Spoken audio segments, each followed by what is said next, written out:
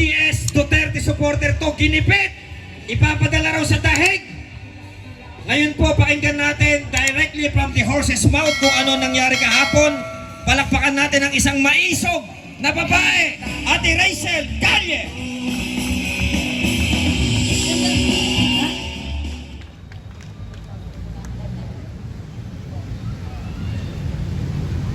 Magandang hapon po sa inyong lahat, mga kamaisog! Nandito po ako sa inyong harapan, nagpapakilala bilang ordinaryong tao na ginipit sa panahon na ang Pilipinas ay wala nang makapitan. November 21, may 7 lalaki na hindi naka-uniform at nagpapakilalang pulis ang humuli sa akin sa loob ng City Hall ng Makati. At nagpapakita sila ng papel na isang red notice. Ako daw ay wanted ng Interpol. Sinabi ko sa kanila, mga sir, pasensya na tayo. Baka hindi po kayo nakapag-aral ng batas na ito. Wala pong karapatan ng Interpol sa akin. Ngayon, kung gusto niyo po akong dalhin niyo po muna ako sa 16th floor. Nandun po yung office, Ampaw.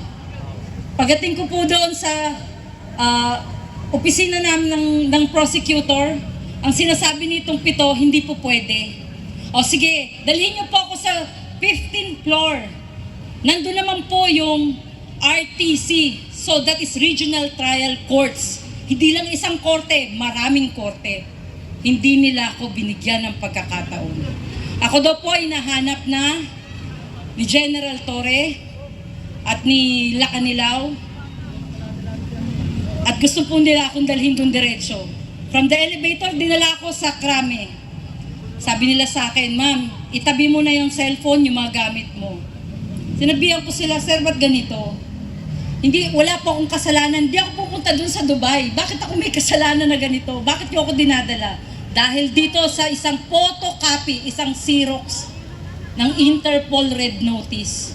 At yung Interpol Red Notice na yan, ay may, kung titignan nyo, ako daw po ay may niloko sa Dubai na isang Arabo at hiningihan ko ng pera, pambili ng condominium. Very impossible. Dahil ako po ay hindi pumunta ng Dubai at hindi nang hingi ng pambili ng condominium. At pagdating ko po sa harapan ni General Torre, nagpapalakpakan itong magagaling nating mga pulis. Kasama na po isang Colonel Red at isang Colonel Rosales at si Major Visco at 6 sa kanyang mga tao. Bigyan daw po na magandang posisyon, bigyan, dahil nahuli na daw ako. Sabi ko, wala naman po akong kasalanan dito sa Pilipinas, wala akong warrant of arrest. Bakit ganito? Ikulong daw po ako. Pinabayaan ko silang gawin ng lahat. Dinala nila ako sa opisina ni General Torre at doon ako ay 6 na araw na kinulong. Tumawag ako kay Attorney Persida Acosta. Humingi ako ng tulong. Sabi ko, Attorney, ako po ay naka-illegal detain dito. At sinasabi nila, ako daw po ay kailangang maghintay ng eroplano, either papunta ng Dubai or papunta ng ICC. Lalo na nagkaloko-loko ang mga impacto. Dahil unang-una, wala po akong kasalanan sa ICC at hindi ako pupunta ng Dubai. I have no chance. Wala akong pwedeng gawin. Tumahimik ako. Dumating ang 2 abogado ni Persida Acosta at sinabihan si General Torre, ilalabas nyo si Miss Rochelle or pa-filean ko kayo ng illegal detention or arbitrary detention. At pagkatapos nun, hindi na nila alam gagawin ni General Torre. Pinatawag na naman niya ako dun sa kanyang lamesa. Kami daw ay mag-agahan. At sa pag-aagahan daw na yon, sabi niya, tutulungan niya ako para ma-filean daw kung sino yung nagre-reklamo sa akin. Gumawa sila ng papel na ako ay sumusuko, hindi daw po ako hinuli. Sumuko daw po ako sa kanila at humihingi ng tulong. Di ba anong kalokohan yan? Hindi ganun ang nangyari. Ganyan kayo gagaling gumawa ng kwento. Ano to? Ako nga na ganito, babae, binitbit nyo ng ganun lang. Kailan ako nag-alsa ng galit? Nung nakikita ko lalo na si Tatay Digong ay binibit-bit nila nang hirap na maglakad yung matanda. Ako nga, nakaya ko pa sanang tumayo ng matinag. Ginanon nila, babae.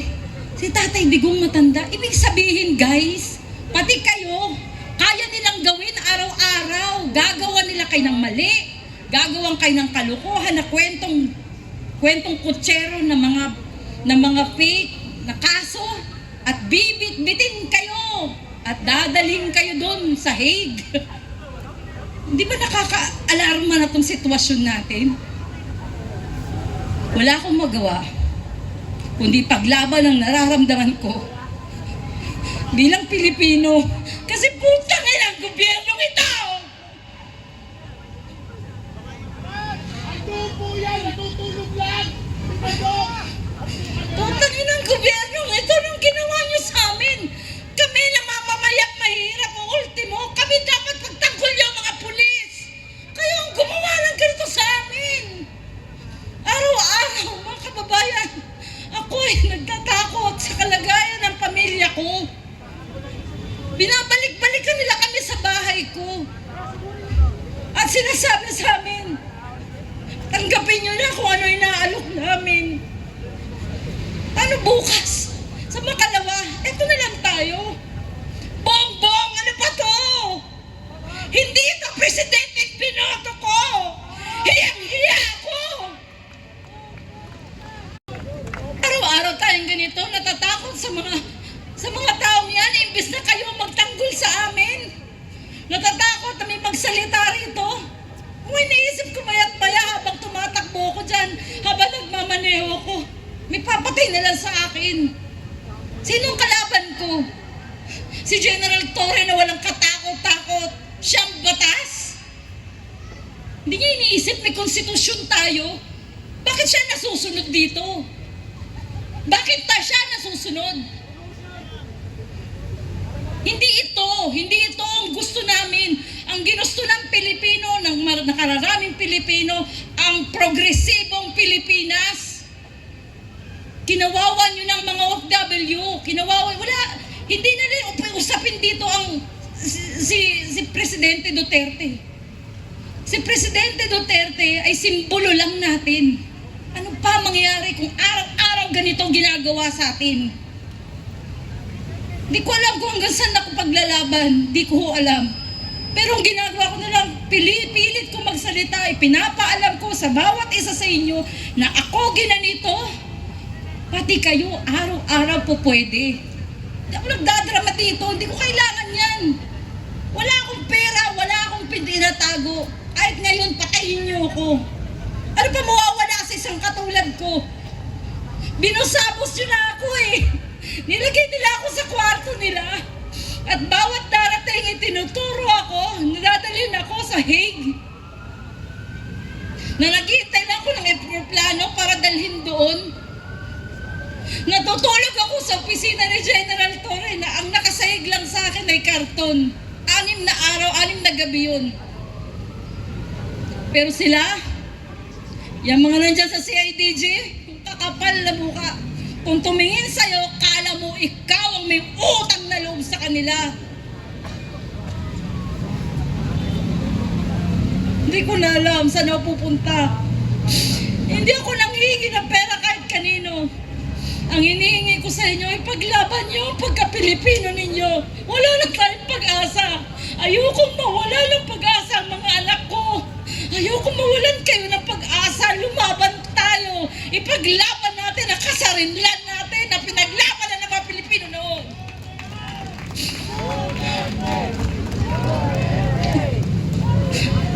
Makakayak at sakit.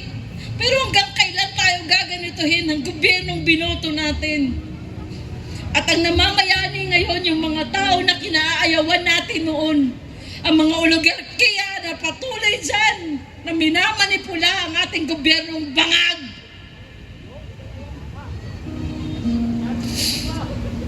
Alam niyo mga kababayan, masakit. Pero wala na tayong magagawa. Kailangan na nating magsalita, magsalita, magsalita. At sa pagdating ng eleksyon na to, pilitin ninyo, ipasok ang Duterte natin. Ito na lang pag-asa para makaabot si Sara. Ilaban natin ang Duterte. Para nyo nang kala. Duterte! Duterte! Hindi ko na alam mo. Hanggang sana ako makikita niyong tumatayo. Lahat ng TV news noon, gusto kong kausapin. Pumunta ako sa mga station, eto ko. Pero walang umiintindi sa akin noon. Maliban sa mga vlogger. Salamat sa inyo. Lalo na kay Kayo. Humingi ako ng pasalamat dahil binigyan nila ako ng pagkakataon na magsalita. At ngayon, eto ko. Humingi sa inyo ng dasal na lang. Hindi ko naman ano yung pera eh. Hindi ako mayaman. Wala ako. Pero susurvive natin to. Magtutulungan tayo. May ahon ng Pilipinas. Ibalik natin sa tamang posisyon ang bansa natin. Hindi tayo pwedeng panghawakan ng China. Mas lalong hindi tayo pwedeng panghawakan ng mga Europa na pupunta na lang dito at magbabantay sa ating eleksyon. Huwag tayo pumayag. Hindi tayo papayag. Tumayo tayo sa ating soberanya. Huwag tayong pumayag. Maging matigas tayo sa paninindigan natin na tayo may sariling kasarinlan. Katulad ni Bonifacio na nakatayo dyan.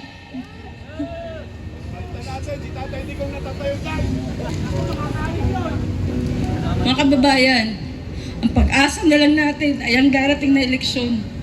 At ang 10 yan, aray nawa, bigyan pa tayo ng may kapal na i-bless sila at ang pusin nila panghawakan na panindigan ng katotohanan sa ating bansa. Wala nang pag-asa pag hindi pa tayo gumalaw. Sabihin natin sa ating mga pamilya, iboto ninyo straight Duterte. Hindi ko alam, hindi ako nag-practice, hindi ako nagpupunta ako sa harapan ninyo.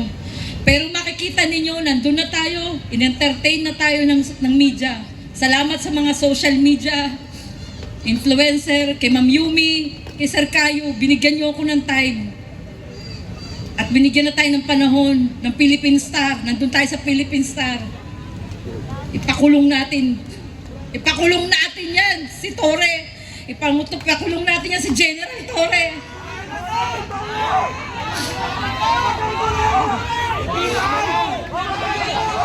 Di ba hindi siyang batas?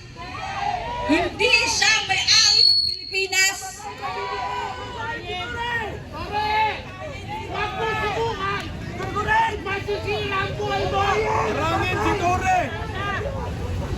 Yan, pakulong natin para malaman niya ng Pilipino ay hindi dapat apak-apakan. Hindi dapat yurakan. Hindi mo dapat gawa ng kwento. Ikaw ang magtanggol. Nagtataka ako sa panahon na to eh. Lahat ng mga natanggal ng panahon ni Tatay Digong, nagbalikan. Lahat ng may dokumento ko sa mga pulis na mga natanggal, nandito na naman ngayon. Eh di ba congratulations? O di ba? Pinatanggal nga ni Tatay Digong, ang daming history. Ito naman si Marcos, by welcome. Binalik niya lahat. Ilang pulis na natanggal ng panahon ni Tatay Digong? Wala eh. Hindi natin alam anong gagawin. Bakit ganito? Ang mga walang hiya nagbalikan, binigyan ng tsapa, binigyan ng posisyon, eh di wow, binigyan ng baril. At ngayon, nandyan sila sa mga presinto, gumagawa na naman ng mga kwento. At eto si Juan Kawawa, hindi alam paano lalaban ang buhay. Kaya mga kababayan, wala na akong maisip na ihingi sa inyo ng tulong. Kundi ipagdasal na sana maawa ang prosecutor mapakinggan tayo, mabigyan tayo ng magandang desisyon. Hindi siya dumating. April 21 and 28 hearing namin, walang dumating. Pero 4 na pulis na nirereklamo ko na sa labas ng prosecutor, hindi sila pumasok. Ibig sabihin, ganun sila katigas, di ba? Or wala lang talaga silang isasagot sa ating complaint. Tandaan nyo guys, lalaban ko ito hanggang sa huli. Sana lang, abutan pa tayo ng katotohanan. Makabalik lang talaga si Tatay Digong.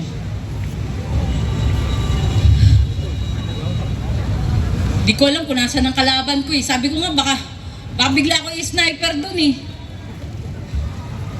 Pero tandaan niyo, pag ako nawala, alam niyo na sinong hahanapan. Di ba? Sinong hahanapan natin? Hanapan natin si Diwata. Diba? Ang galing niya eh. Nung nandun ako sa opisina nila ng 6 na araw, tahimik lang ako pero nag-obserba ako. Inalam ko mga pangalan nila until nakasuot sila ng mga uniforme, saka ako nalaman ang kanilang mga names.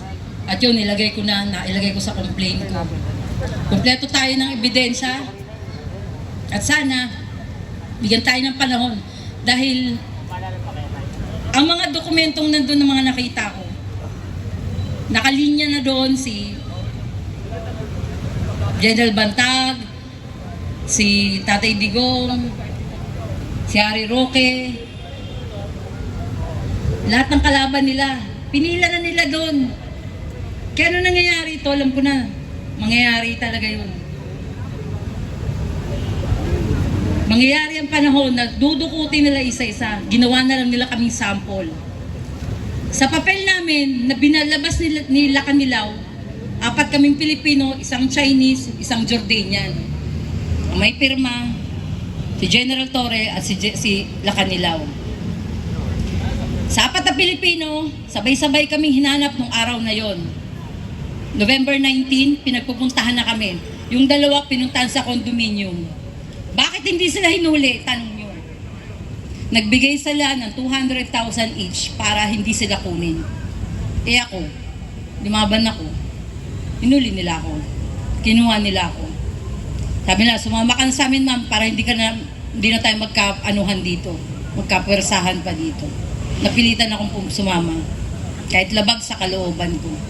At tiningnan ko kung ano mga mangyayari at yun na natuklasan ko sa kanilang opisina. Makababoy na ng gobyerno natin. Sila mismo ang gumagawa ng problema sa mga taong nananahimik.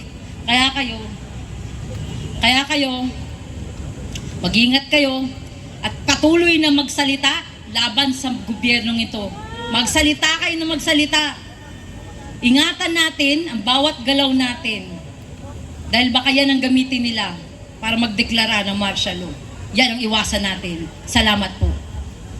Palakpakan po natin ang isang maisog na babaeng lumalaban dito kay Diwata. Ayaw pa kasi mag-resign, ang kapal talaga ng mukha, ano? Pero okay lang po yan.